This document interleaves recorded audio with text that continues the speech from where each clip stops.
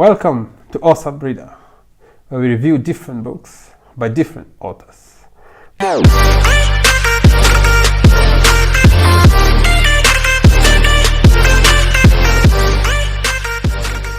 This Sunday, we review Return to the Little Shop of Kabul by Deborah Rodriguez.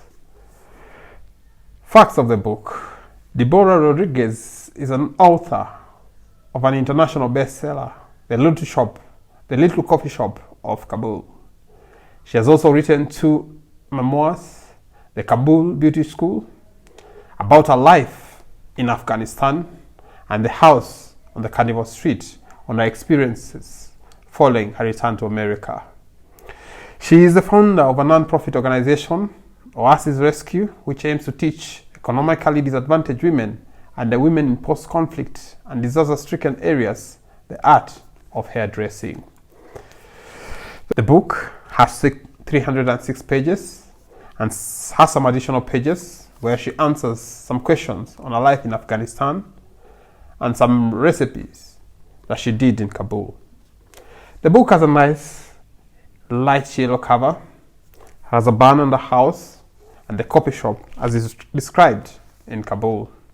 Currently, the book retails at 1,800 Kenya shillings. Remember, you can get yourself a copy at a discount from Textbook Center. The details are on the description box below. To the highlights of the book. We're introduced to Sunny, who was married to Jack, and they work as an NGO in Kabul, where they had settled and had a coffee shop. The coffee shop mostly frequented by UN expatriate clients. Jack, the husband, dreamed to run a vineyard in a little town in the US, which Sunny was more keen to. Later on, they leave Afghan after Jack's period working there ends. Jack's idea at that moment was to travel the world, try things that are new, and if they could not work, they would eventually settle on their vineyard and start making the wines. Unfortunately, Jack dies in one of the trips. Swiftly, we are introduced to Yasmina, a woman married to Ahmed. Initially, she was married off with her parents, but the husband died, leaving her with one daughter. Yasmina is now taking care of the shop. Rather, Yasmina is now taking care of the coffee shop that was left in Kabul by Thani. Laila, her daughter, is trying hard to fit in America with the foster parents. She was rescued by Jack after being kidnapped in Kabul as one of the revenges that we saw for Yasmina. She is grateful, as most likely she would have ended up being a 3rd or 4th wife, sold to slavery or prostitution. Yasmina runs the coffee shop on Kabul, which Sunny left in her care when they left Kabul with Jack, the husband. It's one of those days in the opening of the coffee shop. There's a small girl by the name Zara who meets Yasmin. She's about to be married off by suitors her parents are busy choosing. But she believes she wants to study and the hearth belongs to someone else. Zara recounts how her future with Omar, who she's in love with, but it's a tricky affair, and she feels the proposal will come from a parent suitor very soon. Sunny gathers the strength to see the place where Jack wanted to settle and have a vineyard. Initially not impressed with the place, well, apart from the stunning view of the place, there was nothing else exciting her. She begins to settle in the tiny island of her late husband Jack's dreams.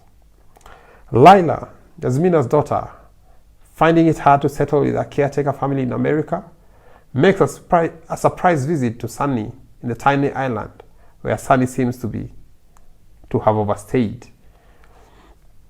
On the other hand, Zara has been told by her father of an impending marriage to a suitor. He is a well-to-do man and part of the family, her father has told her. Her efforts to convince her father that she wants to finish school just elicited a laughter from her dad. Sunny in the small island meets Kate, again an Afghan lady. She agrees to teach Lila English. She too has a past that she would like to bury, but Sunny unknowingly keeps reminding her of the past she wants to bury. Her mother worked hard when they came to America when Kate was just 5 years old.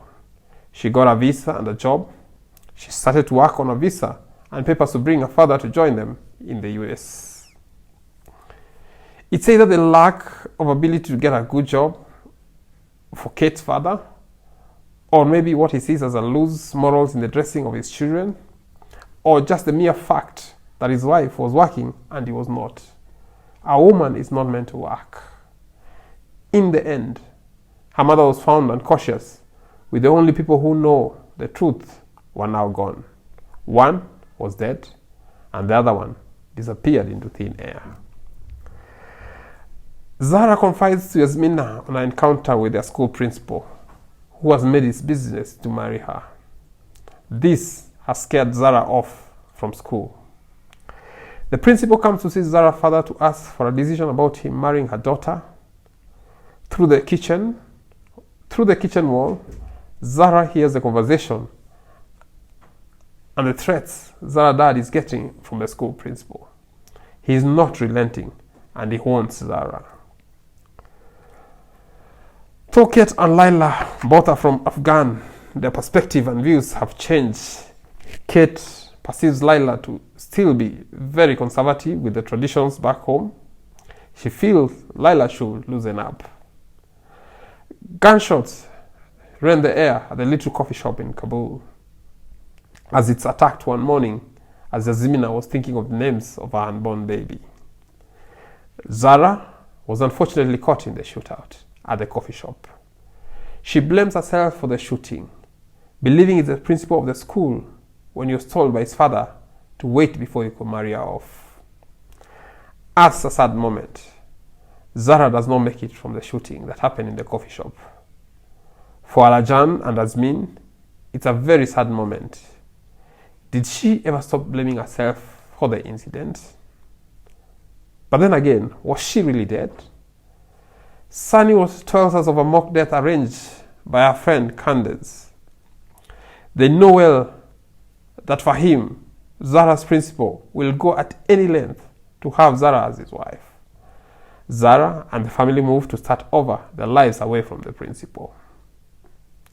It was never the same for the coffee shop after the attack. Sunny begins to build a vine and realizes after all it's not such a blood place to start her life. Eventually they head back to Kabul with Jasmine and Kate, and hence the title Return to the Little Shop of Kabul. The coffee shop is now transformed and now it becomes a center for rescue of women. The book Return to the Little Coffee Shop of Kabul is all about 4 women who are forever joined together by a little shop in Kabul. In my opinion, the book shows of bravery with the women in the book.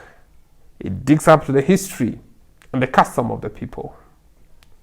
The author has introduced most of the characters in a charming and a captivating manner. Describes the nature of the book, makes it easy to understand.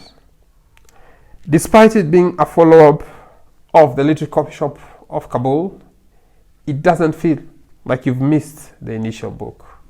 This is a good fiction to read. Have you read The Return to the Little Coffee Shop of Kabul? If yes, let me know of your thoughts in the comment section below. This has been Awesome Reader. Subscribe and share. Remember to get the details on how to get the book from Textbook Center at a discount on the description box below. Till next Sunday, this has been Awesome Reader. Let's keep reading.